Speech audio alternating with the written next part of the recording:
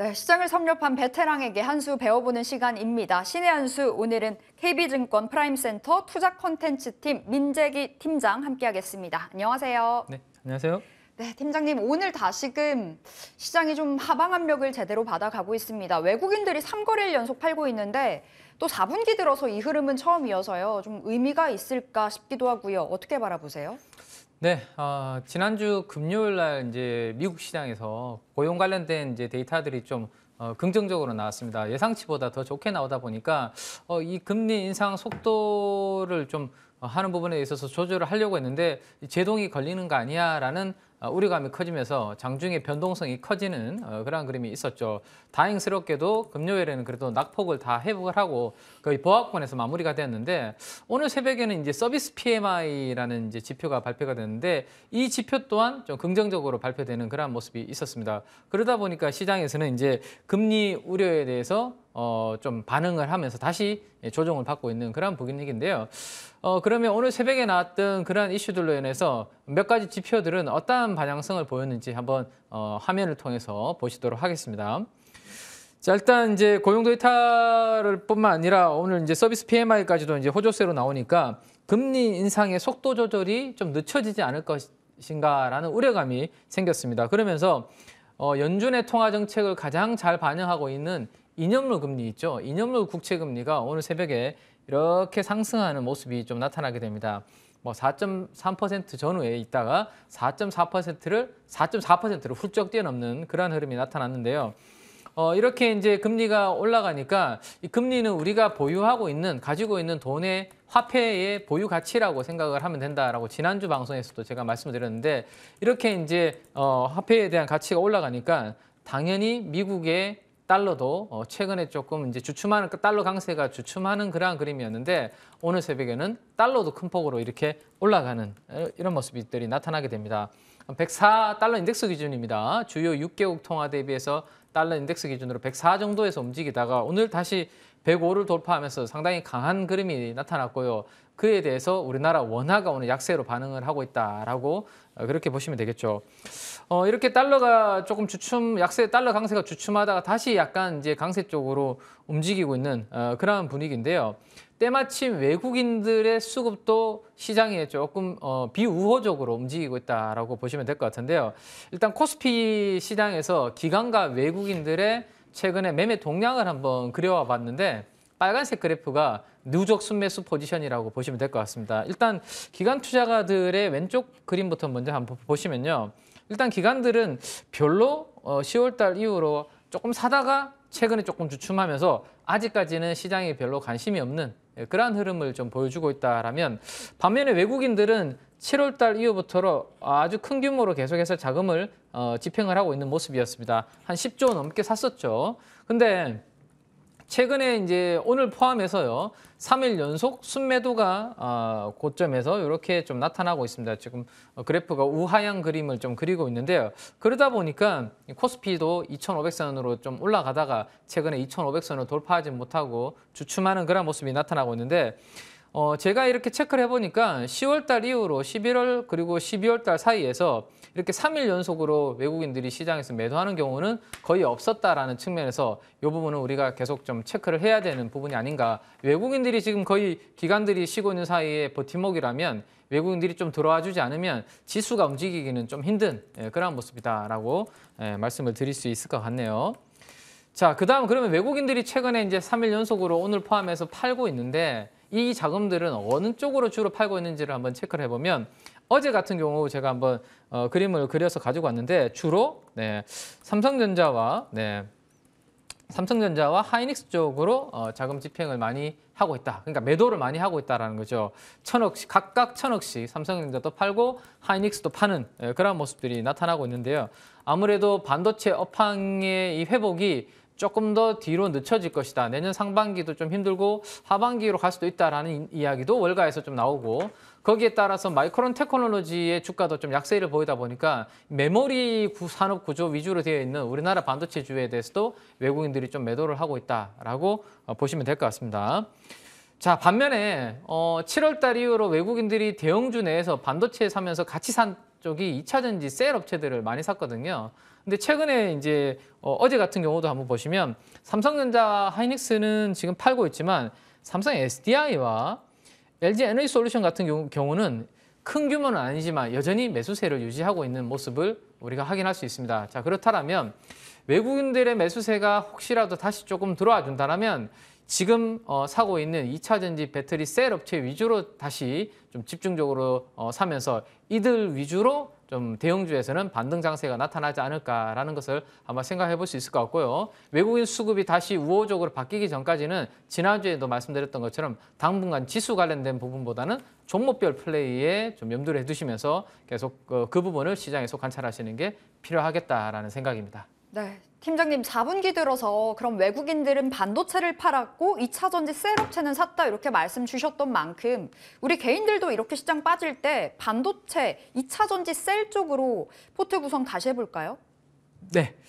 우리가 이제 반도체는 지금 저 외국인들의 매도가 좀 나오고 있는 상황이고 2차 전지 셀 업체 쪽으로는 이제 매수가 들어오기 때문에 이번에 시장이 조정받을 때 내가 배터리 셀 업체를 좀 안 가지고 있었다. 그러면 배터리 셀 업체 내에서도 상대적으로 지금 밸류에이션 메리트가 좀 발생을 하고 있는 삼성 SDI에 대해서 한번 관심 가져보시는 거 좋을 것 같고요. 제가 이제 업종별로 연초 이후에 어떤 이제 등락률이 있었는지 한번 그래프로 그려서 가지고 왔는데 이걸 한번 보시면 최근에 순환매 장세가 조금 이해가 되실 것 같거든요. 한번 보시면 좋겠습니다. 자, 연초 이후에 많이 빠진 업종 10개 업종을 제가 순서대로 한번 나열을 해봤는데요. 여전히 게임 소프트웨어 업종이 업종 수익률로 마이너스 52%로 아주 크게 빠져 있는 상태입니다. 그리고 네이버와 카카오 같은 기업들이 들어가 있는 소프트웨어 업종도 여전히 마이너스 48%의 수익률을 기록을 하고 있거든요. 그래서 여전히 이들은 반등이 좀 낙폭이 크고 시장이 낙폭 과대 순환매 흐름이 만들어질 때는 반등을 보일 수 있다. 다만 이들이 금리가 상승할 때 좀 힘들었던 업종이기 때문에 금리가 최근처럼 올라가지 않고 다시 좀 내려와 줘야지만 이들 업종은 좀 움직일 수 있다라는 거 한번 생각을 해보시고요. 그 다음 보시면 뭐 바이오 생명과학도 아직까지 마이너스 38% 빠져 있는데 제 눈에 유독 띄는 것은 여기 핸드셋 쪽입니다. 핸드셋 업종이 마이너스 34%의 하락률을 기록을 하고 있는데 아직까지 이렇다 할 뭐 다른 업종 대비해서는 낙폭이 큰 업종 대비해서는 좀 강한 흐름이 안 나온 것 같아서 이쪽에서 12월 달에 한번 순환매가 나올 수도 있지 않을까라는 생각을 저는 좀 하고 있거든요. 그래서 관련된 종목들 이야기를 한번 드리도록 하겠습니다. 일단 우리가 핸드셋이라면 다양한 부품들이 있습니다. 뭐 예를 들어서 폴더블 폰 같은 경우는 힌지도 있고요. 다양한 부분이 있는데 오늘은 카메라 관련된 카메라 모듈 쪽의 관련주들 위주로 먼저 말씀을 좀 드려보도록 그렇게 하겠습니다. LG 이노텍부터 이제 한 6개 종목 정도로 제가 이제 압축을 한번 해봤는데요.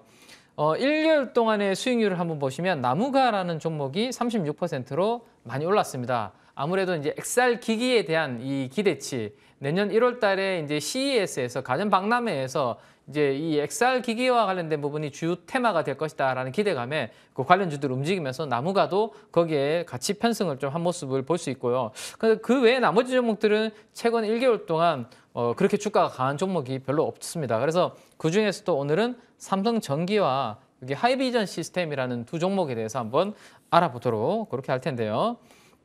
자, 삼성전기는 일단 엄청 무거운 주식이죠. 이게 들고 있으면서 참 답답하다라고 이렇게 힘들어하시는 이제 투자자분들이 참 많으신데요. 이제는 약간 좀 때가 서서히 오고 있지 않나라는 생각을 해보게 됩니다. 최근에 증권사 리서치에서 삼성전기 관련해서 발간된 리포트의 제목만 제가 한번 가져가 봤는데 한번 제목을 보시면 키움증권에서는 제로 코로나 완화를 기다린다라는 표현을 쓰고 있고요. 또 삼성증권에서도 중국의 리오프닝을 기대한다라는 이런 표현을 쓰고 있죠. 그러면 삼성전기는 중국의 제로 코로나가 좀 완화되면 수혜를 볼 수 있는 그러한 종목 아닌가라는 생각을 한번 해볼 수 있을 것 같아요. 그것도 이제 그렇듯이 삼성전기가 하고 있는 부분의 30% 정도의 비중이 중국에 있는 스마트폰 업체들 쪽으로 지금 매출이 일어나고 있습니다. MLCC도 그렇고요. 그렇다 보니까 중국 쪽에 이 제로 코로나 정책으로 인해서 뭐 활발하게 이렇게 이제 경기가 돌아가지 않다 보니까 스마트폰에 대한 수요도 줄어들고요. 그 영향을 많이 받아왔죠. 재고도 많이 쌓이고. 근데 지금 분위기가 어떻죠? 최근에 이제 중국 제로 코로나 완화 관련된 리오프닝 관련주들이 움직이고 있는 상황이죠. 우리가 잘 알고 있는 소비주들부터 여행, 뭐 카지노, 면세점 많이 움직이고 있는데 이 핸드셋 쪽에 삼성전기도 중국이 제로 코로나 완화와 함께 리오프닝이 되면 지금까지는 그게 안 됐기 때문에 힘들었는데 조금 좋아질 수 있는 그런 부분이 있다라는 것을 한번 보시면 좋을 것 같고요. 자, 삼성전기와 LG이노텍 두 개를 비교하시는 분들이 많으신데요. 최근 3개월 동안의 주가 흐름을 제가 한번 그려서 가져가 봤는데 원래는 유사하게 이렇게 움직이고 있습니다. 내려올 때는 같이 내려오고요. 옆으로 횡보할 때도 같이 횡보했다가 최근에 올라올 때도 같은 방향이었는데 가장 오른쪽을 보시면 최근에 삼성전기는 고개를 이렇게 들고 있는 반면에 LG이노텍의 파란색의 주가는 고개를 숙이면서 스프레드가 벌어지는 이런 움직임들이 나타나고 있는데요. 이 부분이 제가 방금 말씀드렸던 그 영향을 좀 받고 있다라고 보셔야 될 것 같아요. 우리가 이제 증권사 리포트들을 보면 기저효과라는 표현들을 많이 쓰는데 2022년도 삼성전기와 관련된 전방 고객사들은 너무 힘들었습니다. 근데 LG이노텍 같은 경우는 전방 고객사 중에 큰 부분이 누구죠?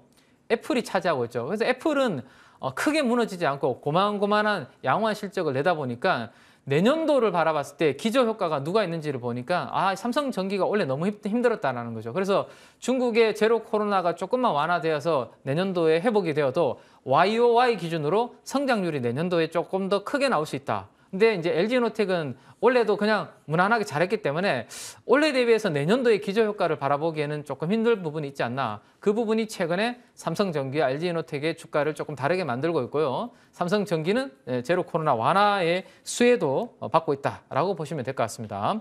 자, 삼성전기가 PBR 기준으로는 지금 역사적인 바닥권에서 지금 움직이고 있거든요. 그래서 이 정도 수준이면 제로 코로나가 뭐 3월에 풀린다 여러 가지 이야기들이 많은데 서서히 그 방향으로 가는 게 맞다면 방역 완화 쪽으로 가는 게 맞다면 PBR 1배 초반에 이 구간에서는 뭐 크게 부담스럽진 않은 그런 구간이다라고 볼 수 있을 것 같고 외국인들이 빨간색 그래프입니다. 최근에 이렇게 많이 좀 산 부분이 있지만 기관들은 지금까지 별로 관심이 없었죠. 빈집인 상태인 거죠. 그래서 기관들이 제가 방금 말씀드렸던 이러한 부분들로 아이디어로 수급이 좀 유입이 된다면 삼성전기의 주가는 조금 무거운 흐름에서 좀 탈피를 하지 않을까라는 거 기대해봐도 괜찮을 것 같습니다.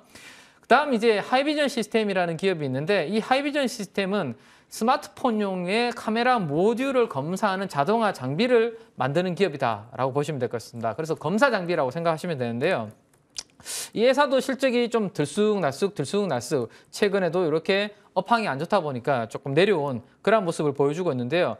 매출액과 영업이익 성장률이 최근 분기에 다 이렇게 마이너스로 역성장을 보여주고 있습니다. 그만큼 전방 스마트폰 시장이 안 좋으니까 이런 모습들이 나타나고 있겠죠. 자, 근데 이제 내년도에는 이 기업도 뭔가 성장의 모멘텀을 바라볼 수 있을 것 같습니다. 가장 첫 번째 이슈로는 애플의 AR 글라스 출시 이슈입니다. 근데 다만 이 이슈는 최근에 좀 1분기에 출시한다라고 분위기가 무르익다가 다시 좀 하반기로 연기될 수 있다라는 그런 노이즈가 좀 발생하고 있으니까 그 출시되는 시점에 대해서는 좀 왔다 갔다 하는 이야기들이 있기 때문에 그건 계속 뉴스로서 체크를 좀 해봐야 되지 않을까 싶은데요. 어쨌든 이 AR 글라스가 상반기든 하반기든 가게 된다면 이 동사의 TOF 모듈 관련된 이 부분은 계속해서 적용이 확대된다라는 것을 생각을 하실 필요가 있을 것 같고요. 어제 이 이슈로 이제 주가들이 XR 기기 관련주들이 많이 빠졌는데 뉴플렉스 같은 경우는 어제 많이 빠졌는데 이 정도밖에 회복을 못했는데요. 하이비전 시스템 같은 경우는 어제 이렇게 같이 빠졌는데 오늘 장중에 제가 캔들을 그려놓은 건데 같이 벌써 다 어제 하락한 부분을 회복을 했다라는 것은 상당히 좀 에너지가 강하다라는 것을 느낄 수 있습니다. 그 이유는 앞에 말씀드렸던 그것뿐만 아니라 내년도에 아이폰 15의 폴디드 줌이라는 이 신규 장비 스펙의 변화가 있기 때문에 이 부분 때문에 성장이 가능하다라는 건데 과거에도 이 하이비전 시스템 같은 경우는 이 스마트폰의 스펙이 변할 때마다 매출액이 이렇게 한 번씩 튀어오르는 그런 부분들이 있었습니다. 그래서 내년도에 아이폰 15에 이 폴디드 줌이라는 잔망경 관련된 이 카메라 모듈이 적용이 되면 거기에 새로운 수혜를 볼 수 있겠다라는 것을 한번 기억해 보신다면 작은 기업으로는 하이비전 시스템이 이제 한번 주목을 해볼 만한데 물론 오늘 주가가 좀 많이 올랐고요. 그 다음에 아직까지 애플 XR 기기 관련해서 언제 출시된다라는 노이즈가 좀 있기 때문에 그와 관련돼서 어느 정도 일정이 명확하게 나오든지 아니면 가격 조정을 좀 받으면 그때 조금 편안하게 관심을 가져보시면 어떨까라는 생각입니다. 예, 삼성전기 하이비전 시스템 초점을 맞춰서 말씀 주셨고 수급 보니까 외국인 기관이 뭐 계속해서 좀 연속적으로 담아가는 종목이기도 합니다. 2차 전지단으로 봤을 때는 삼성 SDI 매력 있다까지도 말씀 주셨네요. 자, 오늘 이렇게 신의 한 수 함께했습니다. KB증권 프라임센터 투자 콘텐츠 팀 민재기 팀장 함께했습니다. 말씀 고맙습니다. 감사합니다.